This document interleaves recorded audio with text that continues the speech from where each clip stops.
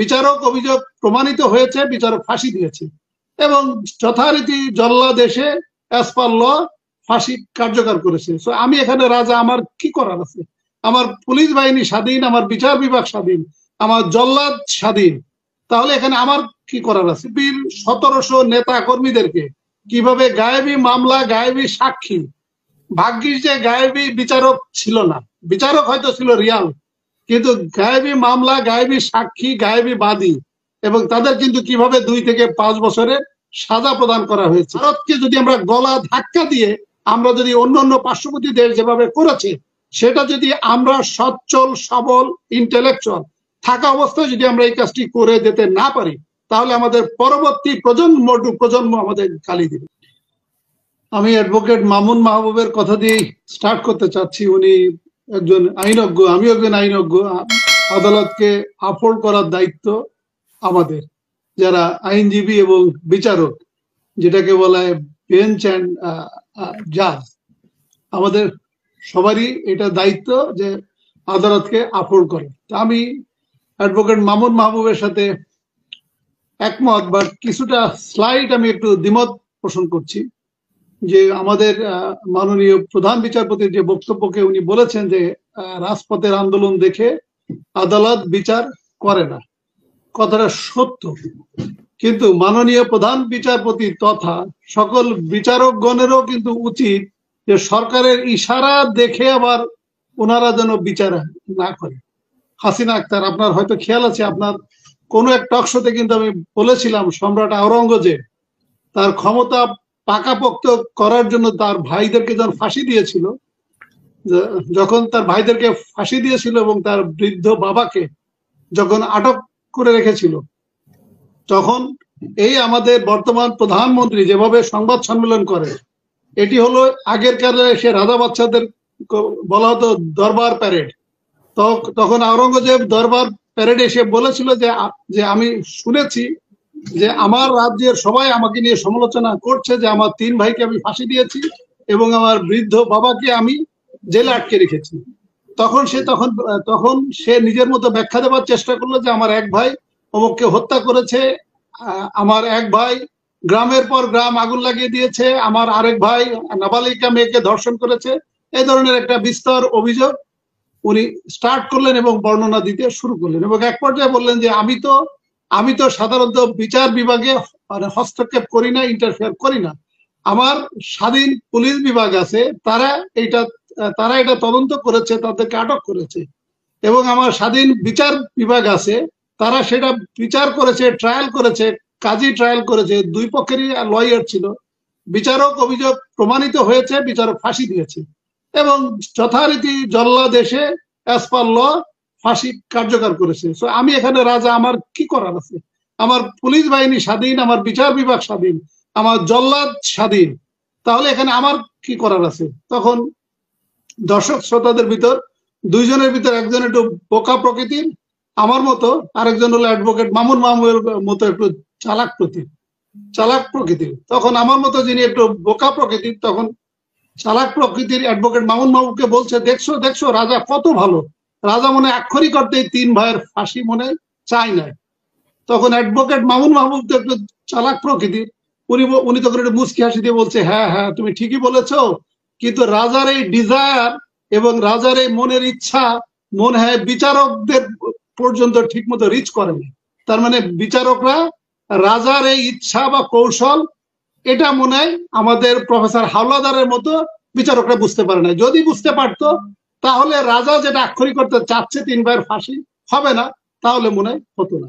তো যদি আমার মাননীয় প্রধান বিচারপতি যদি আক্ষরিক করতে মিন করে থাকে রাজপথের আন্দোলন দেখে আদালত বিচার করে না, আমি এ কথা মানি, কিন্তু মাননীয় প্রধান বিচারপতি এবং অন্যান্য বিচারকগণদেরকে আমি বলবো, তাহলে সরকারের ইশারা দেখে বা সরকার যেটা বলতে চাচ্ছে বা বোঝাতে চাচ্ছে, আপনারা বড় প্রফেসর হাওলাদার হয়ে আবার আপনারা জাজমেন্ট দিয়েন না বা জাজমেন্ট দেওয়ার চেষ্টা করেন না। এখন জাজমেন্ট দেন কি দেন না সেটা আমি বিচারের ভার আমি জনগণের উপরে ছেড়ে দিলাম।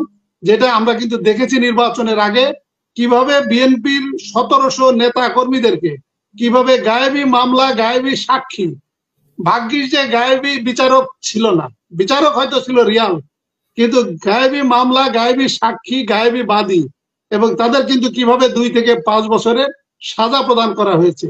সো অ্যাডভোকেট মামুন মাহবুব ভাই, আপনি, আমি আইনজীবী, আমাদের উচিত আদালতকে আপহোল্ড করা, কিন্তু আদালতের সমালোচনাও একটু করতে হবে। কারণ আদালতের সমালোচনা যদি আপনি না করেন, যে আদালতকে যদি সমালোচনা যদি আমরা না করি, তাহলে আদালতের যিনারা বসে আছেন তারাও কিন্তু ধোয়া তুলসীর পাতা নয়। এই যে আপনার অ্যাডভোকেট এনায়েতুর রহিম, যিনি চেম্বার জাজ, যিনি আমাদের expected chief justice after Obaidul Hasan ধরা হয়, ওনার যে ভিডিওটা ভাইরাল হয়েছে, অ্যাডভোকেট মামুন মাহবুব ভাই, আপনাকে একটু বলবো আপনি ভিডিওটা একটু দেখবেন, উনি কিভাবে বক্তব্য দিচ্ছেন। এবং ওই ভিডিও দেখার পরে আপনার কাছে কোনোভাবেই মনে হবে না যে উনি অ্যাপিলেট ডিভিশনের একজন জাস্টিস। আপনাকে দেখে মনে হবে যে উনি একজন আওয়ামী লীগের মস্ত বড় একজন নেতা। এবং বঙ্গবন্ধু শেখ মুজিবুর রহমান হয়তো কবর থেকে উঠে এসে বলবে, এনায়েতুর রহিম তুমি এত বড় আওয়ামী লীগের নেতা, এত বড় আওয়ামী লীগ সমর্থন করো, এটা তো আমি জানতাম না। আমি জানলে আমি মারা যাওয়ার আগে আমার মেয়েকে কানে কানে বলে যেতাম, তুমি এনায়েতুর রহিমের প্রতি কোনো অবিচার করো না।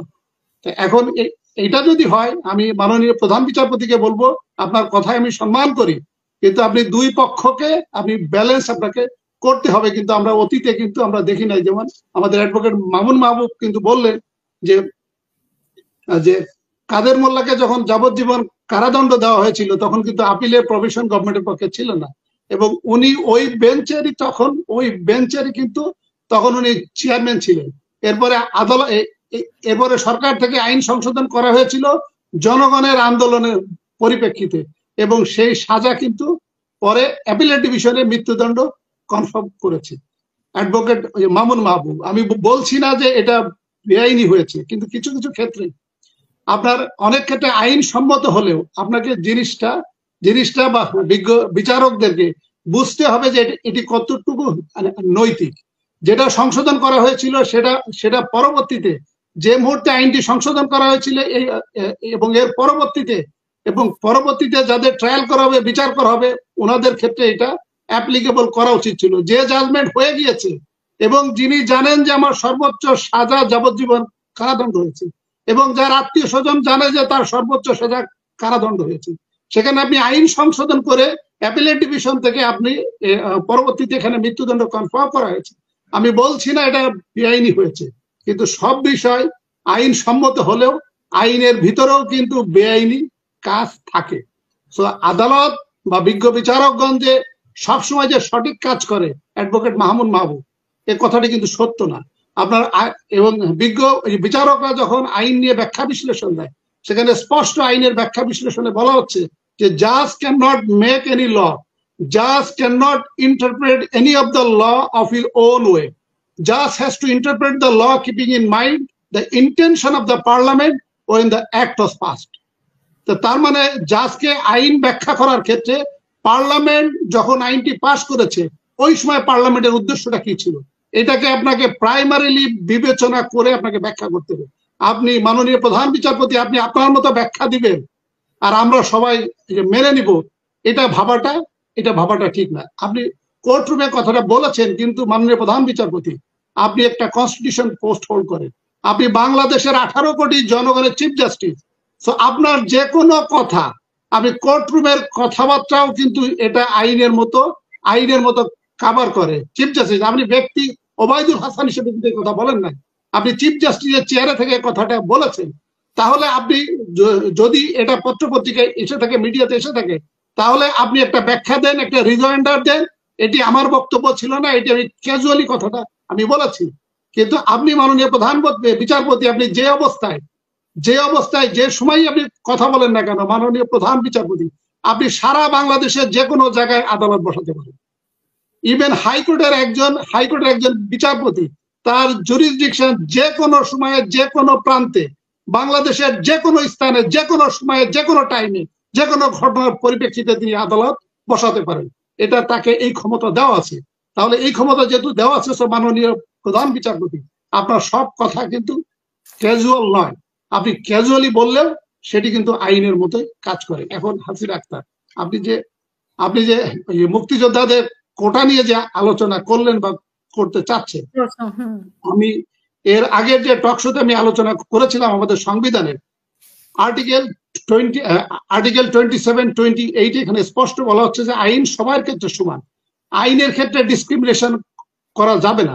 আর্টিকেল 28 বলা হচ্ছে যে আইন সবার ক্ষেত্রে সমান, কিন্তু কিছু ক্ষেত্রে রাষ্ট্র বা সরকার যদি চায় এটা ডিসক্রিমিনেট করতে পারবে। যেমন নারী এবং শিশুদের অনুকূলে সরকার যদি বিশেষ কোনো আইন তৈরি করে, বিধান তৈরি করে, তাহলে এটা সরকারকে নিবৃত্ত করা যাবে না।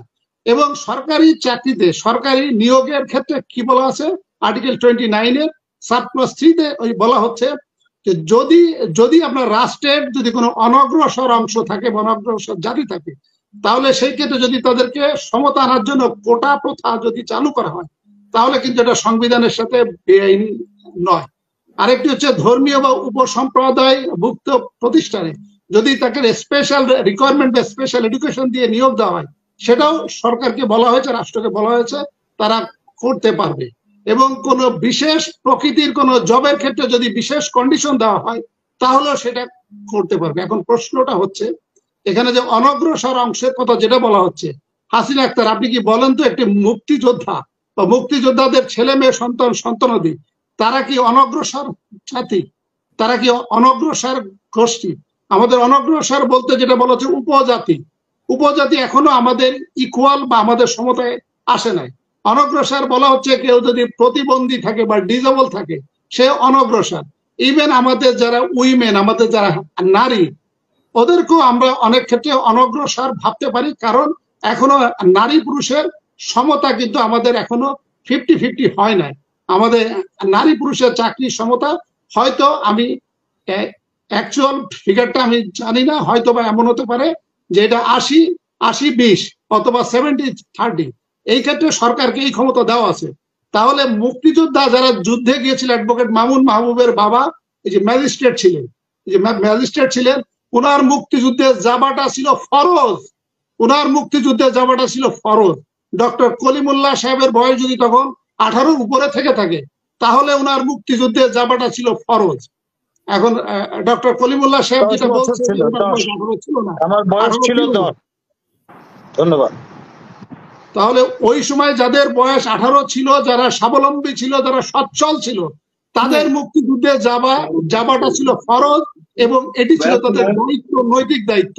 হাসিনা আক্তার, অ্যাডভোকেট মামুন মাহবুব, ডক্টর কলিমুল্লাহ, প্রফেসর ফরাদ বা আমরা যে কথাগুলো বলছি, এটাও কিন্তু আমরা মুক্তিযুদ্ধের মতো কিন্তু কাজ করছি।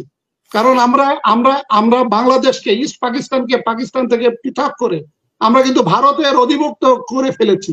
তো ভারত থেকে স্বাধীনতা অর্জনের জন্য এটা কিন্তু আমাদের একটা নৈতিক দায়িত্ব, এবং এই কাজটা যদি আমরা করে না যাই এবং ভারত থেকে আমরা যদি স্বাধীনতা অর্জন করতে না পারি, অথবা ভারতকে যদি আমরা গলা ধাক্কা দিয়ে আমরা যদি অন্যান্য পার্শ্ববর্তী দেশ যেভাবে করেছে, সেটা যদি আমরা সচ্ছল সবল ইন্টেলেকচুয়াল থাকা অবস্থায় যদি আমরা এই কাজটি করে যেতে না পারি, তাহলে আমাদের পরবর্তী প্রজন্ম আমাদের গালি দিবে। কেন হাসিনা আক্তার এই কথাগুলো বললাম? এই কথাগুলো বললাম আমি, মুক্তিযোদ্ধারা কোনোভাবে অসচ্ছল না, কোনোভাবে অনগ্রসর না। তো মুক্তিযোদ্ধা কোটা নিয়ে আলোচনা করাই, এটাই আমি মনে করি এটি অসাংবিধানিক।